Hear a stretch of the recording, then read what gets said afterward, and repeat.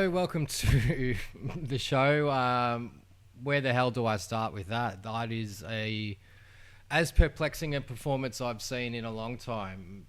That's just absolutely crazy. It is a Jekyll and Hyde performance from the week before. To go up against GWS in such crappy conditions and, almost pull out a win compared to coming up against North Melbourne, who are an up-and-coming side, a side that we haven't lost to in 6 years, and have no ball movement, no speed, can't win the contest, and just get absolutely played by a bunch of kids. It was as embarrassing a performance I've seen in a long time, or at least since we've been a good side. Like, I thought those Fremantle games last year were bad. This was shocking. Like, the lack of being able to win the ball and then being able to keep possession, and the amount of times I'd see a player pick up the ball, look at a teammate who's in a great position to pass it, and they just go, nah, fuck ya, and go forward and do something else and then turn the ball over is alarming. Like, footy is so much about just taking the simple option and keeping the ball moving, where instead they try to skip steps and they're trying to be the hero themselves rather than use teammates to help. And it's just, there's so much trouble when you've got a player like Bailey Fritsch not doing anything for 2 games. Like, a guy won't play defense, and that's a liability. He didn't, help in the forward lines at all. Rue can do as much as he can try, but he's 21, 22 years old, not even. And taking the best defender, it's like, we're going to need somebody actually big down there. So I think when Stephen May comes back, we're going to have to put Tom McDonald down in the forward line to take the first defender. Like, you can't have anybody get off the leash if they're getting beaten. And it's just way too young down there. Way too young. There's not enough games experience in that forward line for it to function properly like that. It just and 9 goals in a game is not enough. Got to do way better. Saw through the news that Simon Goodwin mentioned something about Max in the press conference. So let's have a look at the press conference and see what he had to say. Involved in this coach at Melbourne? I think it's AFL footy. I think we've seen that already in the first 2 weeks, that we're playing a pretty tough competition. And you've got to acknowledge North for what they brought today. Their pressure, their intensity, their ability to win contests, their ability to win the ball around those scrimmage areas was elite, and we went. So why can't we win those contests? We have elite midfielders. Christian Petrarca is one of the best midfielders in the game. Clayton Oliver, also one of the best midfielders in the game. Jack Viney, one of the toughest midfielders in the game. Ed Langdon, one of the most endurance players in the game, and they can't pick up a footy. They can't win a contest. Like, they got absolutely smashed by these kids. Like, LDU made them look foolish. Weren't quite to that level, and if you're not to that level in AFL footy, you get punished, and today we got punished, and for a big part of the day we were just hanging in. So why weren't you at that level? You're a premiership side, like, only a couple of years ago. And ultimately, in the last quarter, the dam wall broke, and they were just winning too much around the centre of the ground and too much in their front half of the ground in contests. So what happened is that Harrison Petty got done with that holding the ball, and it completely changed the energy of the quarter. Like, it went from North Melbourne feeling like, hey, this is a struggle, to like, oh no, we're just getting everything now. Like, it's just the dam wall. That was the dam wall breaking. The dam wall breaking was that holding the ball call, and it was just as bad as the one that happened to Tom McDonald as well, where it's like, these players are in the protected zone, and then you call play on, and they're able to. Anyway, when that happens, the scoreboard starts to tick over. Simon, what's it like as a coach watching an 11 minutes like that, where a game is just ruthlessly ripped away from you and you're sitting there almost powerless? Yeah, look, obviously losing the centre bounces the way we did early in that last quarter and put us under enormous pressure. That's tough to watch, and we've got to be better at how we arrest momentum, especially around the centre square when that time happens.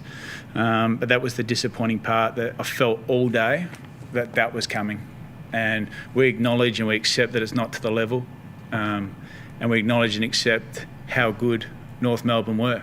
And we've got to make sure we give them the credit they deserve, because they deserve it. But I'm sure at the same time, we also acknowledge that that's a part of our game that we need to be a lot better at, and weren't today. And we copped our right whack today.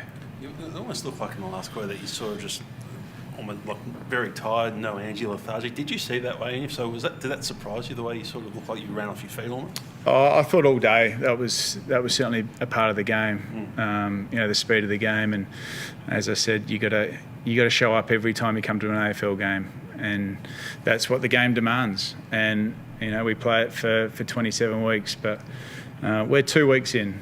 And we're certainly not going to create a crisis. We're going to get to work. We've got enormous belief in our people and our program and the work we've done over the summer to just stay the course. But, we'll be looking to respond like a lot of clubs do in this position. So we're no different in that space. We'll certainly review pretty hard, look at some of the things that in the first couple of weeks that we can take forward and some of the things that we need to get right. But today, that intensity around stoppage, clearance, tackle, pressure, scrimmage, not to the level. And there's no excuse for that not being at the level. Like, we're a contest and defence team. Why don't you have the players up to the level to be winning those contests for this game? Like, that's your bloody job, mate. Like, your job is to make sure that the players are up and doing it at that level. So it's just not good enough for a team with this much talent invested in the midfield to get beaten by a bunch of kids. So the third quarter, you had plenty of chances to put more pressure on them on the scoreboard, but you just couldn't. There were times you just looked like, Combin was, 12 marks, right? Yeah. You looked like you couldn't buy a goal at times. Yeah, look, we finally got some decent supply in the game, 20-9, and we just didn't move the ball in the way that we wanted to. Once we had that dominance, we were just very straight line, very bomby. It's certainly not the way we're certainly trained. So we'll go to work on that. When you get your dominance in the game and you don't get reward, that's sometimes when you suffer as well. So we'll look. It was maybe 5 minutes of that quarter, mate. Like, it was when you pulled Christian Petrarca out of the middle and had him in the forward line that we actually started to win a little bit of that centre clearance ball for a bit. But it's like, we evened up that first quarter, and I reckon we played maybe 3 to 4 minutes of football.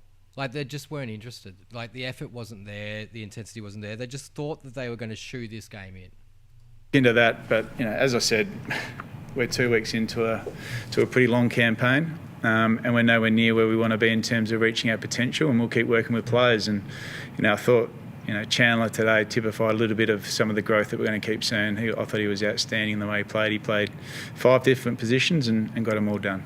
You won the inside 50s today and lost by 10 goals. I mean, I know we're only 2 rounds in, but it seems like a recurring theme that's happened to your club for a few years now. It's creeping into a new season. Is that an alarm bell for you early in the season, or are you not? Ball movement is the problem. When you're looking down and you throw the ball on your boot without looking where it's going to go, you're going to get a lot of inside 50s and it's going to come back the other way. Because for whatever reason, our players love to get the ball and not know where they're kicking it. They just like to just throw it on their boot and it's just whatever. It goes up in the air. I don't know how long it's been since David Neitz retired, but he's the last player that it actually worked for. Can we move past this Pagans Paddock style of dump kicking it into our forward line, please? Concerned? How do you sort of see that? Oh, I think when you win the territory battle for the game and lose the score the way we did, it's something we need to keep working at. You got to acknowledge that and put your hand up and say, yeah, we're going to keep working on it. But I think a lot of it came in one quarter, and I think that's where it was a bit disappointing. We sort of lost our way a little bit with the. It did not come in one quarter, Simon. You lost the whole game. Every quarter you lost. Like, you were not the better team at all today at any stage. Ball through that quarter, and it cost us pretty bad.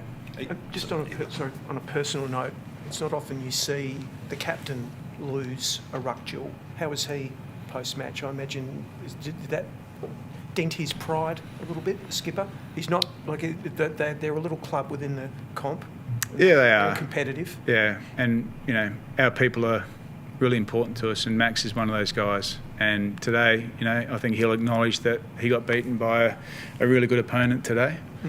But you also got to realise that, in life, there are other things that are going on. So, we'll support Max. He's a great person. He's a great leader. And, there's a backstory to everyone's performance. And Max is someone that we take enormous pride in, and he's going to continue to be a great leader for this footy club, and he'll be a big part of our response. There's an obvious follow-up question there. Can you go? Yeah, look, I'm not going to go into the details, but he's someone that there's footy and there's some stuff in life, and we just got to understand that people have backstories, and he's someone that we love dearly, and he'll certainly be a big part of our response. I didn't think Max played that bad at all. It seems a bit weird to point out that he had something going on. Like, yeah, he got beaten today, but he wasn't completely terrible. Like, it wasn't enough for me to personally think, like, hey, this player's got, something else on his mind. Obviously there was, like Simon's saying that he's had a bad day or things going on in private people's lives, and I understand that happens, that happens to everybody, but, like, people still need to rock up to work. Still need to do their job. Back to the forward midfield connection. Are you confident you'll be able to fix that this season, like at some stage? Yeah. Just given it's, I am. I know it's going to be a story and a narrative. It's, in some ways, when you're 2 weeks in and you haven't seen the change you want, everyone's going to go down that path. But, we're confident with the work we've done over the summer. We saw the change we wanted in round 1, and then we just saw same old Melbourne today. Like, Caleb Windsor not being in the side doesn't remove that much pace. Like, he's one player. Like, yeah, it's, like, he has a lot of speed around the ground, but only taking him out of the side shouldn't make us look like we're plodding around the whole ground. That we'll start to see it. Last week we played in a pretty wet game, and tonight we were nowhere near the level around the ball to give us the looks that we'd like. Simon, when you go back to sort of the most success you've had at this club, going back a few years ago, you were setting record numbers in contested possession differential. You were dominating in there. People are talking about Petrarca and Oliver being top 5 players in the comp, all those sorts of things. Do you still feel like that combination, that top 4, Gawn, Viney, Petrarca, Oliver, is still one of the best combinations in the comp, or do you feel like you've slipped a little bit there? Because I think back to the Fremantle game last year, there were a few different games like that, and you lose again today quite comfortably. Where do you feel like that combination's at now? Yeah, look, I think we've finally got them all back together as one. That's a starting point for us, and now we work on how we maximise and get better. But we'll continue to add to that group as well. We've put a fair bit of time into Tom Sparrow. Harvey Langford's someone we've brought to our footy club that's still learning his trade and still understanding what AFL footy is about, but he'll come into that mix as well as the season goes on. So, we're certainly not finished in there, and we've still got a lot of work to do through the middle of the ground. But those guys, we've got enormous trust in them that they're going to get back to their best and operate really well together. Was any Jake Lever? How was he? Jake Lever's got a rolled ankle, yeah.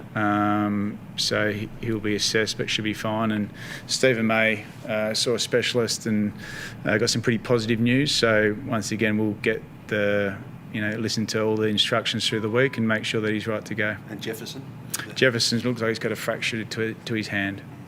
Is he right or left? Not sure. I'll have to go and have a look. Okay. Thanks, Footy. Cool. Thanks, guys. Thanks, Simon. Yeah, a bit rough for Jeffo to have a fracture in his hand. That's, not really the best news for a young kid. I was excited to sort of see what he could do yesterday, but didn't really get a chance at it. And I think that's probably the problem. We've just got too much of the same there in that forward line, and they're just going to get bullied by more experienced players. Between, Disco, Aiden Johnson didn't play yesterday, Jack Henderson, Jacob Van Rooyen, all going through that forward line. Like, that's like maybe 30 games experience. Like,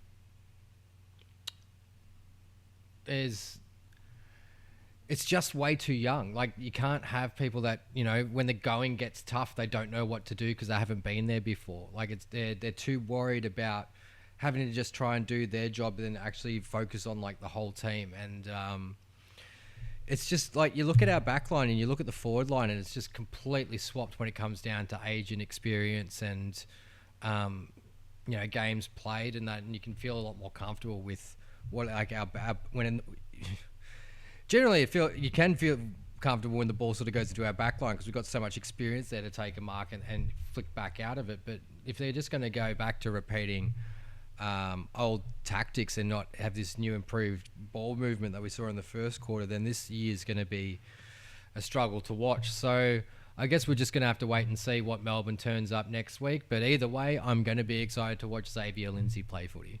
So I'm going to enjoy, you know, a fit Christian Petrarca, and hopefully our team can get some chemistry together. And yeah, I just want Cozzy back in the side as well. Give me Cozzy, give me Windsor, give me May. Come on, baby. Yeah, let's chat D's another time. Catch you later.